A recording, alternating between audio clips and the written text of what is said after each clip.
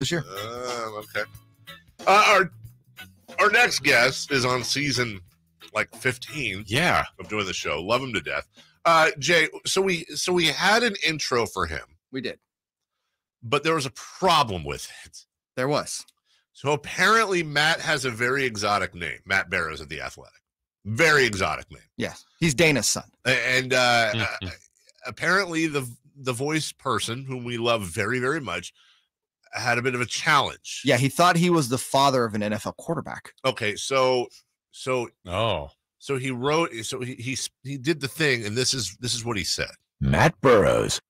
Matt Barrows. Yeah, it's Joe's dad. And you decided to not put that in. Could you play it one more time, please? Matt Barrows. So we need to save that, number one. Number two, you decided not to put that into our intro. Correct. Okay, fine. Well, then we'll do this right now. Joining us from The Athletic for the whatever year in a row, we're always so happy to have him with us. Trains run through his backyard, and he knows more than anybody about the San Francisco 49ers. The one, the only, Matt Barrows. Matt, Barrows. Good morning.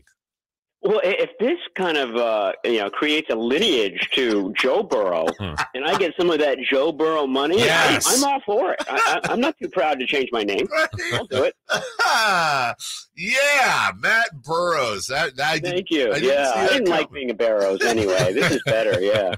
Before we get into it, got to ask you. I trust off season was great. Everything's great. You're pumped up, ready to go for another year of Niners football, huh? Oh, yeah, absolutely. Injury reports, fielding questions about Jordan Mason or Ty Davis Price. Absolutely. Bring it on. Okay, so let's start with the obvious one that I'm sure you haven't, A, gotten, B, even thought of. Is Trey Lance okay? Everything okay? A blip? What's the download on Trey Lance after week one? Yeah, you know what? I saw exactly what I thought I was going to see because I'd been watching all of his practices and whatnot. And what you saw was a guy who had the ability to hit some of those deep balls. I mean, there was a really nice one to Juwan Jennings. There was a nice deep ball to Ray McLeod. I think there was also one to Brandon Ayuk. The short stuff, though, and they were trying to set up that screen to Deebo Samuel that they do. It's basically a run. Yeah.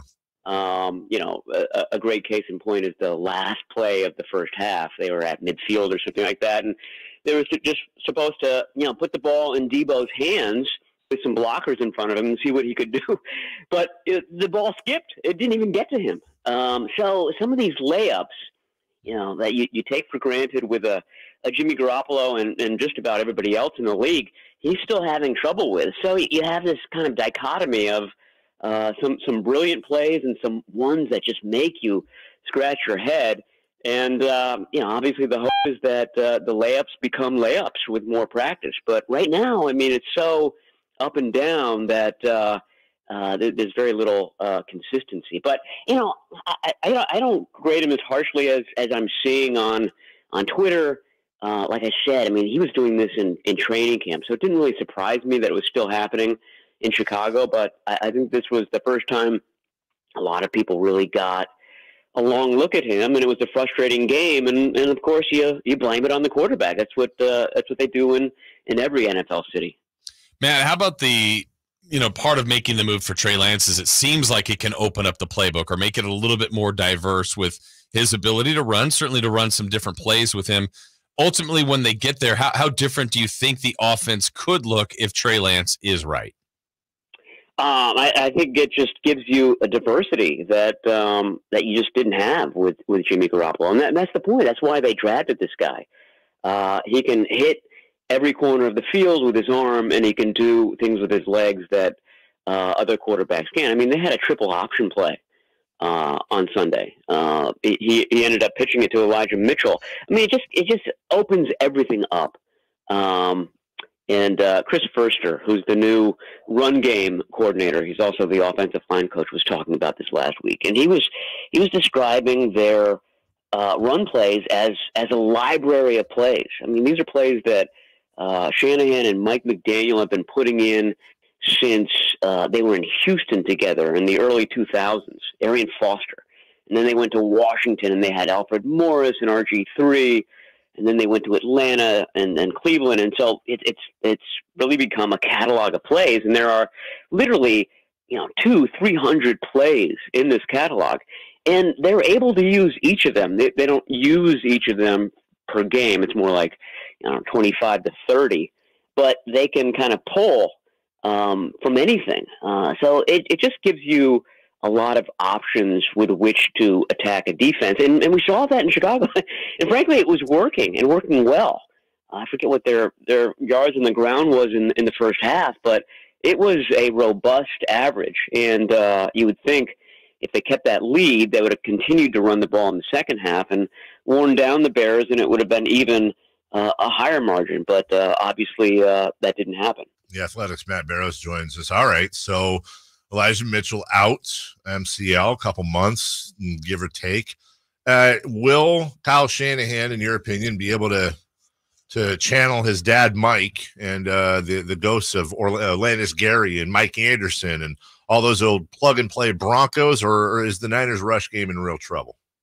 No, I mean, I think they will. The question is how quickly, and the other question is which guy. They've got these two rookies. They're both big guys with good speed, and right now it seems like Jordan Mason, the undrafted guy, is ahead of Tyrion Davis-Price, the third-round guy, which is driving 49ers fans bonkers because this is the second year in a row. A third-rounder seems to be the loser of the group. But, I mean, I think that this is by design. I think they're pushing both guys, and they're giving Davis-Price some very hard coaching, which is what Shanahan's done at wide receiver in recent years. And I think he and Anthony Lynn are doing the same thing at running back with Davis-Price. But this guy Mason, he gives me. I'm so glad you brought up those former Broncos, because I was thinking of a former Washington player in Alfred Morris, sort of not a big deal on draft day. I think he was a 6th-round pick, and he ends up rushing for something like 1,300 yards as a rookie. Just had a fantastic rookie year, and was just reliable. He was steady. He wasn't flashy, wasn't fast, but he could be relied on. And I think that's what's given Jordan Mason, and he's from Georgia Tech, and he's 230 pounds. That's what's given him a little bit of an edge over Davis-Price, who's the more explosive player. I mean, on paper, Davis-Price is the better fit in this offense. That's why they drafted him where they did. But like I said, you're kind of asking yourself, if you're the 49ers, who can we rely on? Who's the better kind of blocker if the guy has to pass protect? Who's better on special teams? And the answer so far has been Jordan Mason. Matt, there are many reasons the 49ers lost, obviously, on Sunday, but one of them had to be penalties. The Bears only had 3, Niners had 12. It was collective offense, defense. They were just a mess there. What do you attribute that to?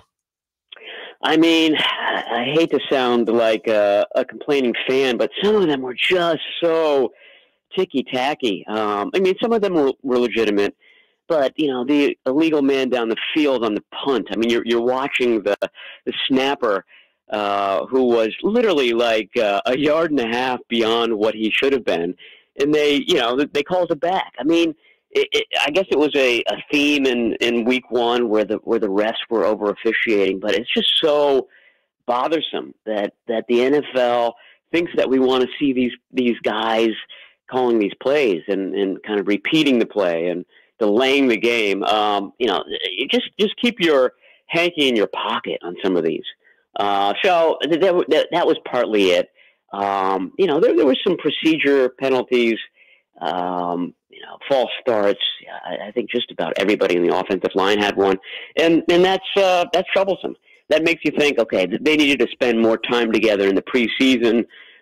They should have had a full, half instead of the quarter that the starters had together, and maybe they just needed that first game to kind of get everything in line, and that it'll be better against the Seahawks. It's got to be. I mean, the Seahawks are coming to town. They're already in first place in the division, and you don't bring the must-win game up in week 2, but people will start to panic if the 49ers drop this one. Yeah. Matt, hi. How about I turn on my microphone? Matt, what can people get out of you in the Athletic this week. As you know, a couple subscriptions, myself, my son, always supporting wonderful journalism, and I know you're turning out a ton of Niners content. Yes, and we thank you so Of much course. for your subscriptions. I hope you've gotten your athletic T-shirts. I put them in the mail recently. I'm. You know what? I have not checked the mail recently. Over the last. Men's extra petite, is that? Did I get the size right? Yes, Okay, XP, got it. exactly. I'll go check today. In the meantime, will I be reading Matt Barrows' content at all? Yes, you will. Lots of content. I'm working on a mailbag today, in which I try to put into detail a lot of the questions you guys are asking me right now. We'll have a story about the running backs, the rookie running backs who are dueling.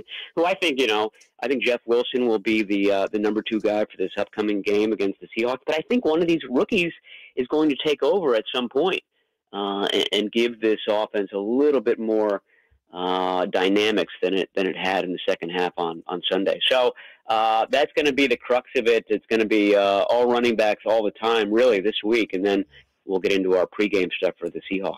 Love that you're back for another year, Matt. Yep. Would not be football season without you. Appreciate you. We'll be reading you, and we'll talk to you next week, my man. Okay, and I'm sorry I couldn't arrange a train to come by during the time. Next time. I'll see what Union Pacific has in mind for next week. You know who would have? Matt Barrows. Yep. Yeah. Yeah, Matt Barrows is the guy that rides the train. Yeah, I like that. See you next week, pal. Take care. All right, talk to you then. Bye. That's Matt Barrows. We'll take a break. Elijah Mitchell is out.